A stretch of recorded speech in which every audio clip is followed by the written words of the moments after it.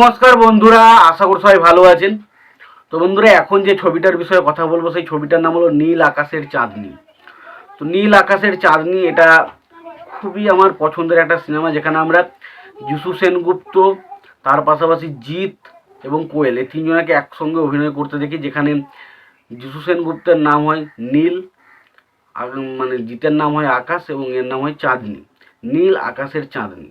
তো মোটামুটি এই টাইটেলটা থেকেই নামটা মোটামুটি নীল আকাশের চাঁদনি নাম টাইটেলটা দেওয়া হয়।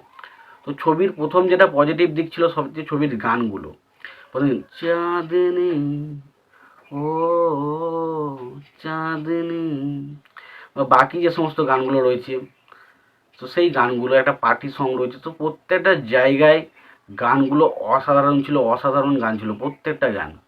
এবং জিৎ কোয়েল কেমিস্ট্রি এটা একটা আলাদাই মজা, আলাদাই মজা। যতবার এই কেমিস্ট্রি বা যতবার এই তাদের মধ্যে জুটিটা ফিরে আসে না, শুধু এই জুটিটা দেখার জন্য মানুষ বক্স অফিসে একসাথে বিশাল ভিড় করতো। কারণ জিৎ কোয়েল জুটি মনে হয় বাংলাতে প্রসেনজিৎ ঋতুপর্ণা জুটির পর যদি কোনো জুটি সব থেকে বেশি হিট হয়েছে সেটা হচ্ছে জিৎ কোয়েল জুটি। তো এই জিৎ কোয়েল জুটি নীল আকাশের চাঁদনিতে জিৎ কোয়েলকে আবারও অসাধারণ লাগে, এবং পাশাপাশি এখানে সাইড অ্যাক্টর হিসেবে যিশু সেনগুপ্ত জাস্ট টেরিফিক পারফরমেন্স করেছিল। তো ছবিটার গল্পটা যদি ছোট্ট করে বলি, যে জিৎ এবং কোয়েল তারা একে অপরকে ছোটোবেলা থেকে খুব ভালোবাসে, কিন্তু জিতের সাথে এমন একটা কারসাজি করা হয় যে জিতকে বলা হয় যে জিত মারা গেছে, এবং সেই মুহূর্তে কোয়েলের সাথে বাধ্য হয় মানে যিশু সেনগুপ্তর সাথে সে রিলেশন করে থাকতে। এবং সেই সময় সে রিলেশনে থাকলেও সে কিন্তু কখনোই তার মন থেকে জিতের ক্যারেক্টারটাকে ভুলতে পারে না। এবং হঠাৎ করে সে আবার যখন বিদেশের দিকে যায় তখন সে দেখতে পায় যে জিতের ক্যারেক্টারটাকে, তখন সে জিতের ক্যারেক্টারটা হাজার বোঝানোর চেষ্টা করলেও সে বুঝতে চায় না যে সে তার আকাশ নয়। কিন্তু পরবর্তী সময় সে হঠাৎ করে সব আমরা যখন ক্লাইম্যাক্সে আসি তখন আমরা জানতে পারি না সেটা আসলে আকাশেরই ক্যারেক্টার, সে এখন ওইরকমভাবে ছিল। এবং সেই সময় যেদিন মারা গিয়েছিল সেটা আসলে আকাশ ছিল না, এটা অন্য কোনো ছেলে ছিল। তো ছবির গল্প টুইস্ট কিন্তু অসাধারণ ছিল ছবির মধ্যে। তো ছবিটা আমি এই কারণেই বলে দিলাম, তার কারণ ছবিটা আশা করছি সবাইকার দেখা হয়ে গেছে, তো সেই কারণেই বললাম। এবং যেহেতু অনেক পুরনো ছবি, তো সেই কারণে মনে হয় যেন এটা বললেও কোনো খুব একটা অসুবিধা হবে না। এবার বিষয় হচ্ছে কি, ছবিতে প্রথম যেটা আমার সবচেয়ে বেশি আমার কাছে ওয়ার্ক করেছিল সেটা হচ্ছে মানে জিৎ এবং কোয়েলের মধ্যে কেমিস্ট্রিটা খুব ভালোভাবে ওয়ার্ক করে।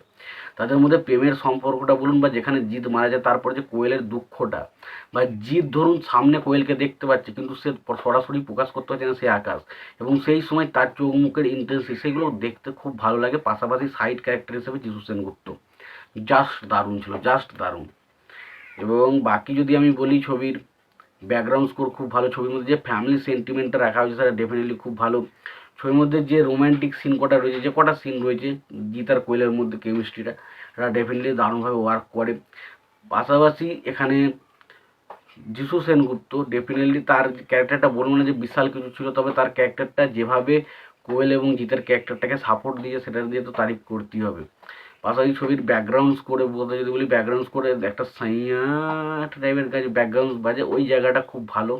পাশাপাশি লাস্ট মুহূর্তে যে ইমোশনাল সময় যে বেশ কিছু মিউজিক পাশাপাশি বেজে ওঠে সেই জায়গাগুলো ডেফিনেটলি খুব ভালো। এবং বরাবরই জিৎ এবং কোয়েল জুটিকে বরাবরই ভালো লাগে। তো ছবিটা বলবো না যে বিশাল হাই ফাই দারুণ কিছু ছবি, তবে ছবিটা যদি আপনি জিৎ বা কোয়েলের ফ্যান হয়ে থাকেন অবশ্যই দেখতে পারেন, এবং জিৎ কোয়েল জুটিকে যদি আপনার পছন্দ হয়ে থাকে অবশ্যই একবার দেখতে পারেন, ভালো লাগতে পারে।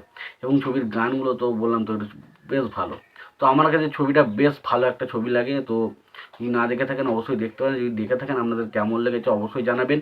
আর সবশেষে একটাই কথা বলবো, যদি ভিডিওটি পছন্দ হয় অবশ্যই লাইক কমেন্ট শেয়ার করে দেবেন। চ্যানেলটা নতুন হয়ে থাকলে অবশ্যই আপনারা চ্যানেলটা সাবস্ক্রাইব করে নিয়ে পাশে বেল আইকনটা অবশ্যই প্রেস করে দেবেন। ভালো থাকবেন, সুস্থ থাকবেন, দেখা হচ্ছে পরবর্তীতে।